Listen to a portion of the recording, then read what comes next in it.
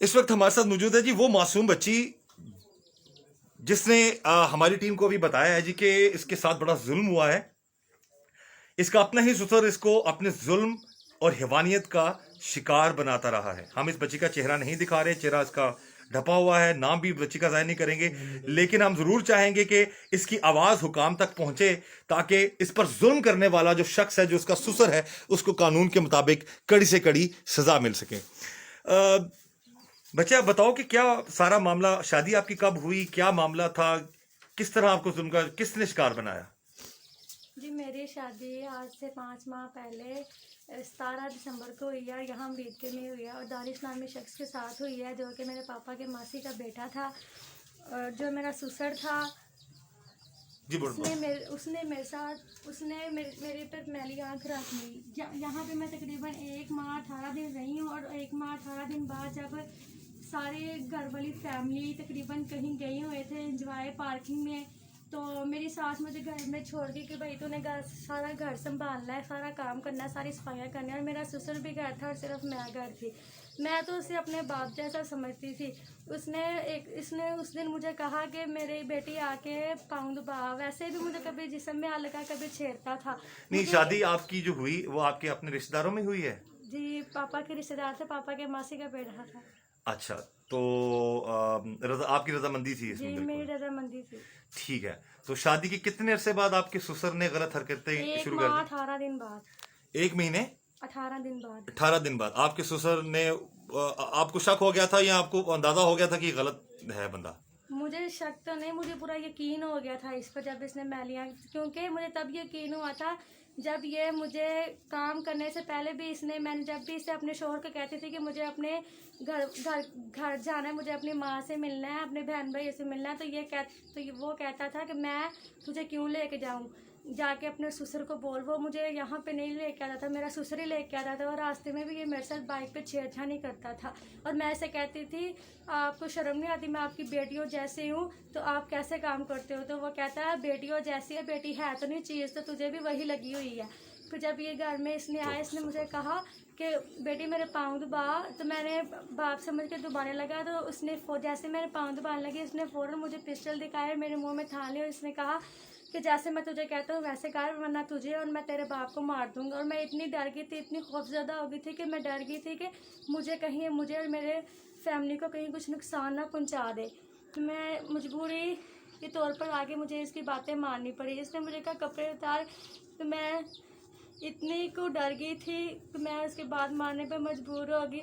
इसने मेरे साथ बहुत ही जुल्म किया था और ये सिंध मुझे इसीलिए लेके गया था, यही इसका मिशन था कि वहाँ पे भी जाके मैं इसके साथ जना करता रहूँ। यहाँ पे जब सास मेरी ने कहा, जब मेरी दिरानी जेठानियों ने कहा कि हम भी साथ जाएंगे, तो इसका साफ कहना था कि नहीं, आप लोग 2-3 माह बाद आइएगा। इसका मिशन ही यही था। ये वहाँ पे मुझे ले गया इसी डर की वजह से लेके गया कि कहीं मैं अपने घर वालों को बता ना दूँ। ये जब मुझे वहाँ पे लेके गया और वहाँ पे जाते ये 17 दिन तकरीबन हमेशा ये ज़िनाकारी करता रहा। रात को मेरे शोहर को भेज देता था खेतों पे पानी लगाने और मेरे साथ पीछे बुरा काम करता रहता था। और जब मेरा शोहर आता था और उसे नशा दे के सुला देता था, फिर मेरे साथ काम करना शुरू हो जाता। मैं इतनी को तंग आ गई थी कि मैं यही अल्लाह से दुआ मांगती थी कि या अल्लाह मुझे मौत क्यों ना आ गई ये काम करते हुए। उसने एक बाप और बेटी के रिश्ते को नापाक कर दिया। मैं मेरी आंखों से आंसू आते थे कि ये मेरे साथ क्या हो रहा है। मैं अल्लाह से रो रो के दुआएं मांगती कि ये मेरे साथ क्या हो रहा है, या अल्लाह तूने मुझे इंसाफ दिलाना है। जब मैंने अपने शोहर को बताया तो उसने भी मेरी हेल्प नहीं की, उसने भी मेरे पे बिलीव को, ट्रस्ट को यकीन नहीं किया। उसने कहा तू झूठी है, तू फेक करती है, मेरा बाप ऐसा कुछ भी नहीं कर सकता, मेरा बाप तो इतना सच्चा और ईमानदार है। मैंने कहा नहीं, तेरे बाप ने मेरे साथ ज़िनाकारी की है। उसने नहीं यकीन किया, वो सिर्फ अपने नशे की लालच में अपने नशे के लालच में ड्रग लेवल के चक्कर में ये बाहर जाता था। ये नशा आपका शोहर शुरू से कर रहा था? शादी से पहले से ही था नशे का? शादी से पहले मैं कुछ भी नहीं थी जानती, कुछ भी मुझे नाउ नहीं था। जैसे ही मेरी शादी हुई है, मुझे तकरीबन शादी वाले दिन भी नहीं पता चला। मुझे तकरीबन 16 दिन हो गए थे, यानी 16 दिन हो गए थे जब मुझे पता चला कि मेरा शोहर नशा करता है। तो इसने अपने नशे की लालच की हवस में आके इसने मेरी बातों पे यकीन नहीं किया। इसे पता था अगर मैंने अपनी बीवी की बातों पे यकीन कर लिया, अगर मैं अपने बाप की आवाज़ के खिलाफ खड़ा हो गया तो मैं नशा कहाँ से करूँगा।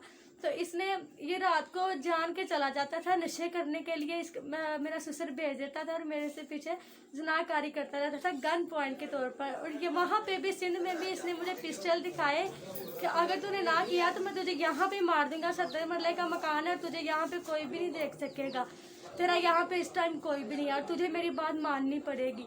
तो मैं मजबूरी के तौर पर वहाँ मानती रही। अगर मेरे हस्बैंड ने मेरे पे यकीन किया या थोड़ा सा उसे बिलीव आया है तो वो यहाँ पे जैसे मुझे लेके आया है मुरीदके में, तो यहाँ पे आके अपने माँ बहनों की बातों में आकर उसने मुझे फिर बेगारत बना दिया। वो फिर मुझे झूठा साबित करने लग पड़ा कि तू झूठी है, मेरा बाप ऐसा कुछ भी नहीं कर सकता।